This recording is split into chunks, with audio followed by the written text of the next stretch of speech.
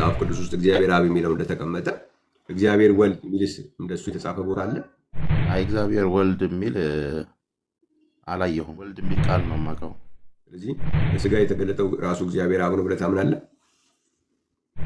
እኔ የማምነው እንደዛ ሳይሆን ያው በሶስትነት እንደተገለጠ ነው የማምነው። አሁን በስጋ የተገለጠው ማን ነው የሚለው ላይ ነው እሱ ኢየሱስ ነው።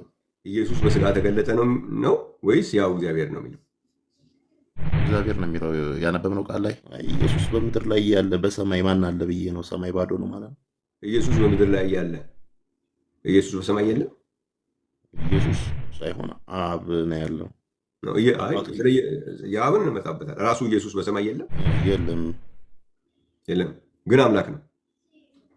አምላክ ነው ግን አብ ነው ያለው። አባት ሆይ ለምን ይላል ታዲያ? ጥያቄ ኢየሱስ ክርስቶስ በምድር ላይ ተመላልሷል ወይ ምድር ላይ ሆኗል ማለት በሰማይ የለም ማለት ነው? ወረደ ካለ አዎ በሰማይ የለም። በስጋ አይደለ የወረደው ከድንግል ማርያም። በሰማይ ከሌለ አምላክ እሺ፣ አምላክ እዚህ ቦታ ነው ያለው እዛ ቦታ የለም መባል ይችላል? እሱማ አይባልም። ልክ ነው። ታዲያ ኢየሱስ ክርስቶስ ምድር ላይ ስላለ ሰማይ ላይ የለም ካልከው በኋላ እንዴት ነው አምላክ የሚሆነው? እኔ አሁን ተውከኝ ምናምን እያለ ያለው ራሱን ነው ወይ? እኔ የምጠይቅህ ይሄን እኮ ነው። ስለምን ተውከኝ መስቀል ላይ እያለ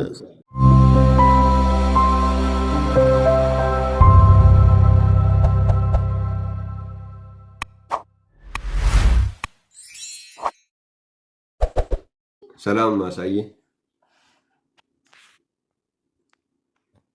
እግዚአብሔር ይመስገናለሁ። ውይይታችን ሰምተሃል? አይ ዘግቼ ነው የገባሁት። ይቅርታ በጣም እሺ። መጽሐፍ ቅዱስ ውስጥ እግዚአብሔር አብ የሚል እንደተጻፈ እናውቃለን። እውነት ነው። እግዚአብሔር ወልድ የሚባል ሳለ እግዚአብሔር ወልድ ሳይሆን ያው ወልድ የሚባል አለ። ወልድ የተወለደ ማለት ነው። ግዕዝ ነው ቃሉ። ያ ግን እሱ ስለማወቅ ለእኔ ጥያቄ የኔን ጥያቄ ነው መመለስ ያለብህ እንጂ አሁን የአንተን የራስህ አሁን እኔ ስለ አብ አልጠየቅኩም አይደለም። ስለዚህ እግዚአብሔር አብ ብዬ ጠቅሼልህ አብ የሚል አለ ብትለኝ መልስ አይሆንም እኮ። እግዚአብሔር አብ የሚል አለ ወይ ነው? አለ። ለምሳሌ ገላትያ መጽሐፍ ምዕራፍ 1 ቁጥር 1 ላይ ብትሄድ እግዚአብሔር አብ የሚል ቃል አለ። አንደኛ ዮሐንስ ምዕራፍ 2 ላይ ብትሄድ ሁለተኛ ዮሐንስ ምዕራፍ 1 ቁጥር 2 ላይ እግዚአብሔር አብ የሚል አለ። ሌሎችም ብዙ ቦታዎች ላይ አለ። እግዚአብሔር ወልድ የሚል ግን አለ ወይ? ወይ መጽሐፍ ቅዱስ ይዘሃል? አይ በቃሌ ሞባይል አለ። ከሞባይል ማየት እችላለሁ። እሺ እስኪ አውጣው። ገላትያ ምዕራፍ 1 ቁጥር 1 አውጣው እስኪ። ገላትያ ምዕራፍ 1 ቁጥር 1። እሺ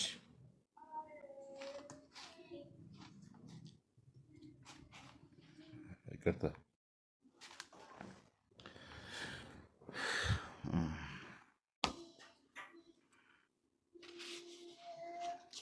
ገላትያ ምዕራፍ 1 ቁጥር 1። እሺ ምን ይላል? በኢየሱስ ክርስቶስ ከሙታንም ባነሳው በእግዚአብሔር አብ ሐዋርያ የሆነ እንጂ ከሰዎች ወይም በሰው ያልሆነ ይላል። እግዚአብሔር አብ የሚል ቃል አለ አይደለ? እዛ ጋር አለው። አብ የሚል አይደለም ያሳየው፣ ወይም እግዚአብሔር የሚል አይደለም ያሳየው። እግዚአብሔር አብ የሚል አለው። ስለዚህ አሁን አንተ ወልድ የሚል ወይም እግዚአብሔር የሚል አይደለም የምጠይቀው፣ ወይም አምላክ የሚል ጌታ የሚል አይደለም የጠየቁ። ልክ እግዚአብሔር አብ የሚለው መጽሐፍ እንዳስፈለገ እና መጽሐፍ ቅዱስ ውስጥ እግዚአብሔር አብ የሚለው እንደተቀመጠ እግዚአብሔር ወልድ የሚልስ እንደሱ የተጻፈ ቦታ አለ? አይ እግዚአብሔር ወልድ የሚል አላየሁም። መልካም። ወልድ የሚል ቃል ነው የማውቀው። ያ ብቻውን። እሱ መጽሐፍ ቅዱሳዊ ነው። እሺ በአንደኛ ጢሞቴዎስ ምዕራፍ 1 ላይ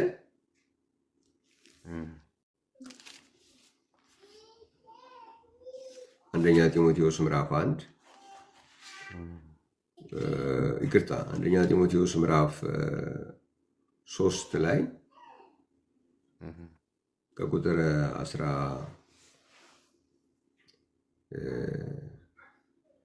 15 ጀምሮ ብዘገይ ግን በእግዚአብሔር ማደሪያ ቤት መኖር እንዴት እንደሚገባ ታውቅ ዘንድ እጽፍልሃለሁ እና ቤቱ የሕያው አምድና መሰረት የሕያው እግዚአብሔር የማን እግዚአብሔር? የሕያው እግዚአብሔር ቤተክርስቲያን ነው። እግዚአብሔር የመምሰል ምስጢር ያለ ጥርጥር ታላቅ ነው፣ በስጋ የተገለጠ ይላል። ስለዚህ እዚህ ጋር በስጋ የተገለጠው ሕያው እግዚአብሔር ነው ተብሎለታል።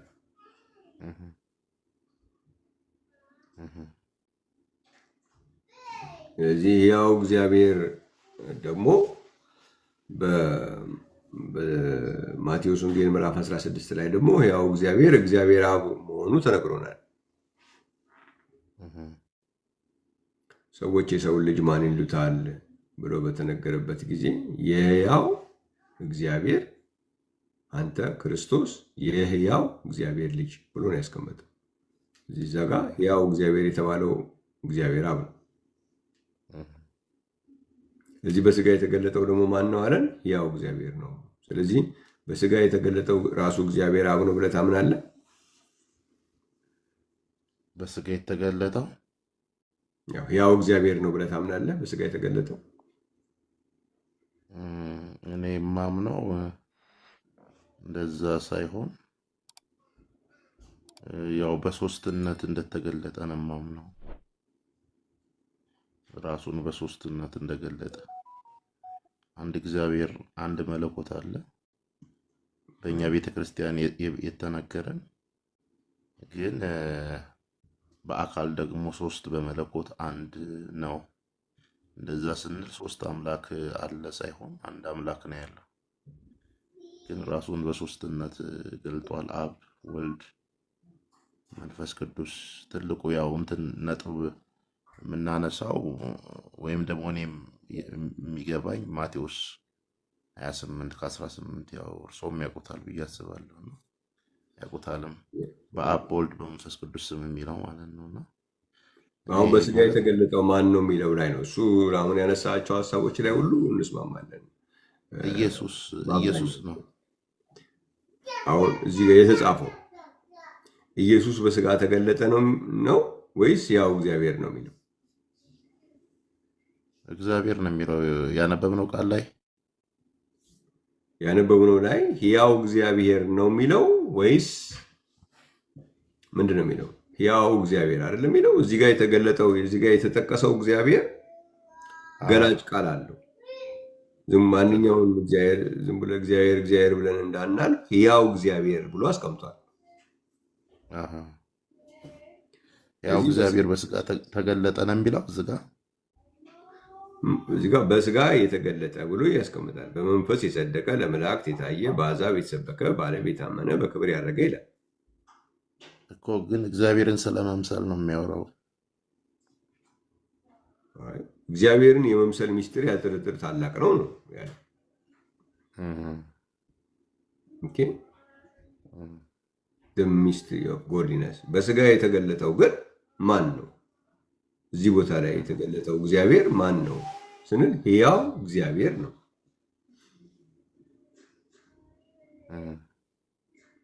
እያየሁት ነው ቃሉን፣ እንደዚህ እያየሁት ነው ያለሁት። እግዚአብሔር የሚለው ቃል በዚህ ክፍል ውስጥ እግዚአብሔር ተብሎ የተቀመጠውን ሕያው እግዚአብሔር የሚል ከፊቱ ተቀምጧል።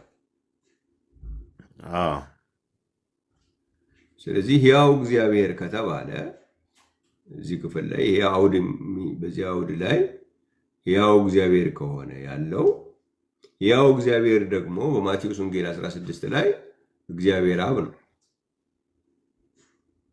አዎ እዚህ በስጋ የተገለጠው ማን ነው ነው? አሁን እዛ ላይ ነው እየተነጋገርን ያለ ነው። ስለዚህ በስጋ የተገለጠው ያው እግዚአብሔር ነው። ያው እግዚአብሔር ደግሞ እግዚአብሔር አብ ነው።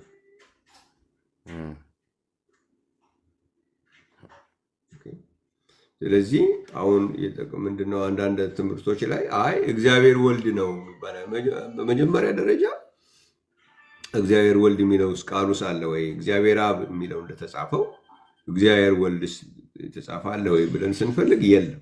ስለዚህ የሌለ ነገር ተገለጠ ሊባል አይችልም። አልተጻፈም። የሌለ ነገር ተገለጠ። ያለው ግን እግዚአብሔር አብ ነው። በአካል ግን ሶስቱ አይደለም። ሶስት ምንድን ነው? አሁን ሶስት አንተ አሁን እኮ ሶስት አካላት ናቸው አልክ አይደለም? እንደሱ የሚል ነገር አለ መጽሐፍ ቅዱስ ላይ ሶስት አካላት ናቸው የሚል? አይ ኢየሱስ በምድር ላይ ያለ በሰማይ ማን አለ ብዬ ነው። ሰማይ ባዶ ነው ማለት ነው። ይጸልያል እኮ ወደ አባቱ። ኢየሱስ በምድር ላይ ያለ ኢየሱስ በሰማይ የለም። ኢየሱስ ሳይሆን አብ ነው ያለው። የአብን እንመጣበታል። ራሱ ኢየሱስ በሰማይ የለም የለም የለም፣ ግን አምላክ ነው። አምላክ ነው ግን አብ ነው ያለው። አባቶይ ለምን ይላል ታዲያ? አባቶይ ይጸልያል ጌታ ሰማይ። እሱ ጋር እመጣለሁ። ግን ጥያቄ ምን መሰለህ? ጥያቄ ኢየሱስ ክርስቶስ በምድር ላይ ተመላልሷል ወይም ምድር ላይ ሆኗል ማለት በሰማይ የለም ማለት ነው? ወረደ ካለ አዎ በሰማይ የለም። በስጋ አይደለ የወረደው ከድንግል ማርያም። እሺ በሰማይ ከሌለ አምላክ እሺ አምላክ እዚህ ቦታ ነው ያለው እዛ ቦታ የለም መባል ይችላል? እሺ ታዲያ ከጸለየ ወደ ራሱ ነው የሚጸልየው ማለት ነው። ሲጸልይ መልስልሃለሁ። እሱን ያንተን ጥያቄዎች መልሳለሁ። የኔን እንትን በሌለኝና አምላክ ነው ግን ምን መሰለህ? አምላክ እዚህ ጋር አለ እዛ ጋር የለም ይባላል? እሱማ አይባልም። ልክ ነው። ታዲያ ኢየሱስ ክርስቶስ ምድር ላይ ስላለ ሰማይ ላይ የለም ካልከው በኋላ እንዴት ነው አምላክ የሚሆነው? ምንም ጥያቄ አይፈጥርም። አሁን ማለት እንዲህ እኔ አሁን ተውከኝ ምናምን እያለ ያለው ራሱን ነው ወይ? እኔ የምጠይቅህ ይሄን እኮ ነው። ስለምን ተውከኝ መስቀል ላይ እያለ መልሳለሁ። ሴንስ ስለማይሰጠኝ ነው እኔ እንደዛ። ልክ ነህ። እኔም አሁን እኮ አንተ ግን ምንድነው መሰለህ አምላክ ነው ካልከው በኋላ አምላክ በሰማይ የለም ስትል ሴንስ ይሰጣል። አብ ወልድ የምንለው ኮንሴፕት እዛ ጋ ነው የሚመጣው። ሰማይ ላይ አብ አለ፣ ምድር ላይ ወልድ አለ ነው። እኔ ግን ምድር ላይ ሆኖ በፍጹም አምላክም ፍጹም ሰውም ሆኖ ነው ሲሰራ የነበረው ማለት ነው። አምላክነቱ የሙታን የሚያስነሳው ድንቅ ታምራቱ፣ በውሃ ላይ የሚሄዱ ብዙ ነገር ማለት ነው። ስጋነቱ ተጠማሁ የሚለው ተራብኩ፣ እንደዛ በቃ ያ ነው። ግን አሁን ጥያቄ ምን መሰለህ? አሁን አምላክ ነው ብለህ ፍጹም አምላክም ነው ሰውም ነው ብለዋል። ግን ምድር ላይ ሆኖ ሰማይ ላይ የለም ደግሞ እያልከው ነው። እንዴት አድርጎ አምላክ ይሆናል? አንድ ቦታ ላይ ሲሆን እዚሁ ብቻ የሚቀር ከሆነ ሌላ ቦታ ላይ ማይገኝ ከሆነ እንዴት አምላክ ነው የምትለውስ እንዴት አድርጎ ይሰራል? ሰማይ ላይ እኮ በአባትነት ነው የሚገለጠው ነው ያለው ነው ያልኩት እኔ። ራሱ ማለት ነው ኢየሱስ ራሱ አብ ሆኖ እዛ አለ። ኦኬ እንደሱ ከሆነ አይ ቲንክ የሚያግባባን ነገር ነው የምትናገር ያለው። ምንድነው አሁን አብ የሚለው መጽሐፍ ቅዱስ አብ ብሎ የሚገልጸው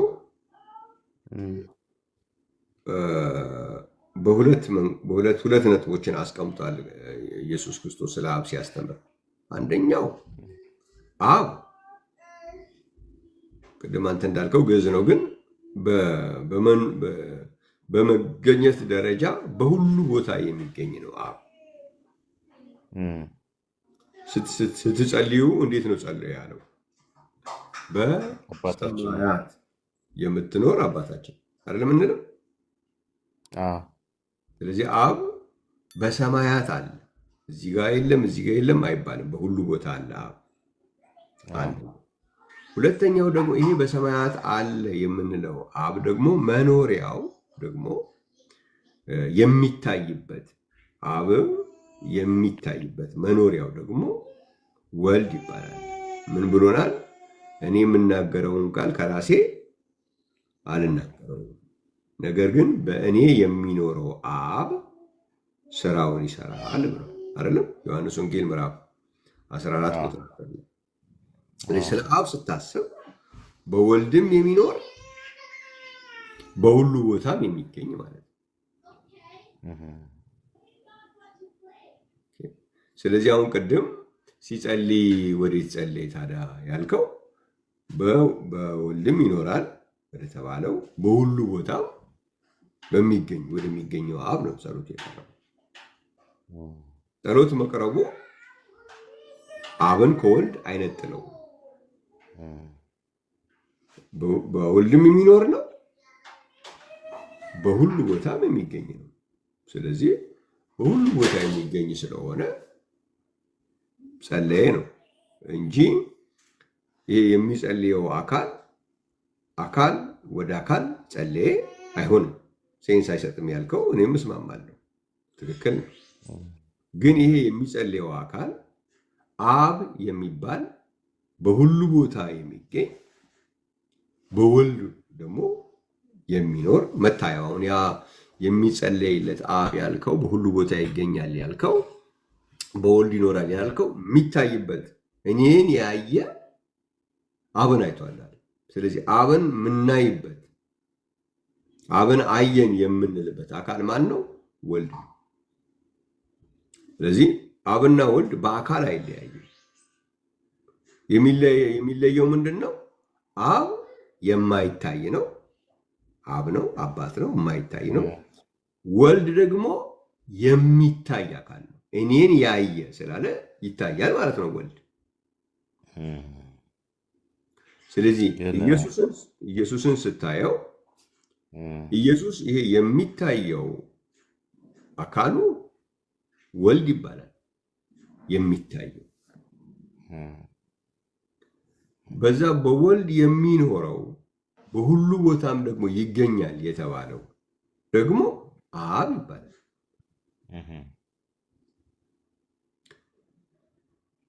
ዮሐንስ ወንጌል ምዕራፍ 15 ቁጥር 26 ላይ እኔ ከአብ ዘንድ ምልክላችሁ አጽናኝ እርሱም ከአብ የሚወጣ የእውነት መንፈስ ይላል። ስለ መንፈስ ቅዱስ ከአብ የሚወጣ የእውነት መንፈስ።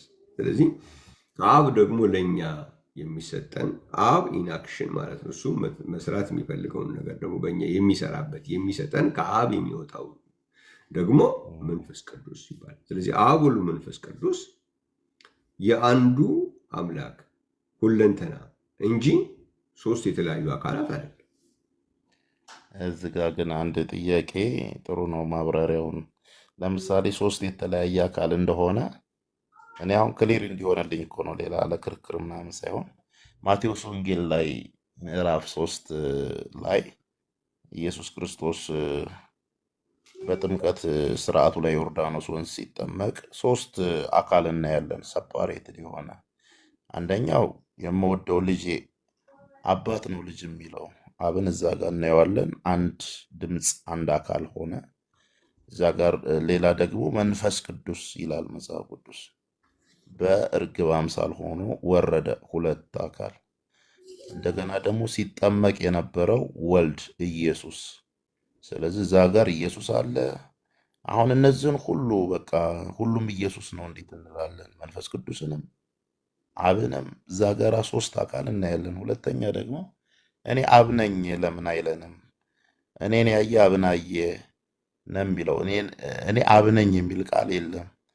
እንደዛማ እኔም እኮ ማለት እችላለሁ። እኔ ውስጥ ራሱ አብ አለ፣ እግዚአብሔር አለ በውስጤ ጸጋን ተሞልቶ በውስጣቸው እንደሚያድር ዮሐንስ ወንጌል ምዕራፍ 1 ላይ ይናገራል። እና ከዛ ደግሞ አብ፣ ወልድ፣ መንፈስ ቅዱስ እያለ ኢየሱስ ራሱ ሶስቱን ነጣጥሎ ይነግረናል አደለ? በማቴዎስ ወንጌል ቅድም ያልኩት ቃል ላይ ምዕራፍ 28 ላይ አብ፣ ወልድ፣ መንፈስ ቅዱስ እግዚአብሔር ግራ የሚያጋባ አምላክ አይደለም እና በዚህ ስም አጥምቁ እና ክርስቶስ ኢየሱስ ያለን ነው ለኔ ገዢ ሐዋርያት ካደረጉትም የበለጠ ማለት ነው። እና ስለዚህ እዛ ጋር አብ እናያለን፣ ወልድ እናያለን፣ መንፈስ ቅዱስ እናያለን ማቴዎስ ላይ ማለት ነው።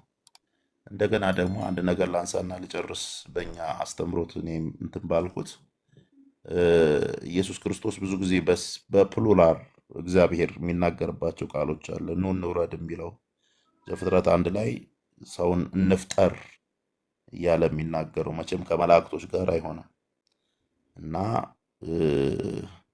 እንደ እስቲ ሚስጥር ሆኖ እንትን እዛ እያደረገ ጋር አዎ፣ ይሄን ብዙ ጨረስኩ፣ በቃ ጨረስኩ፣ ብዙ ከሚሆን እንዳናሰፋዎች።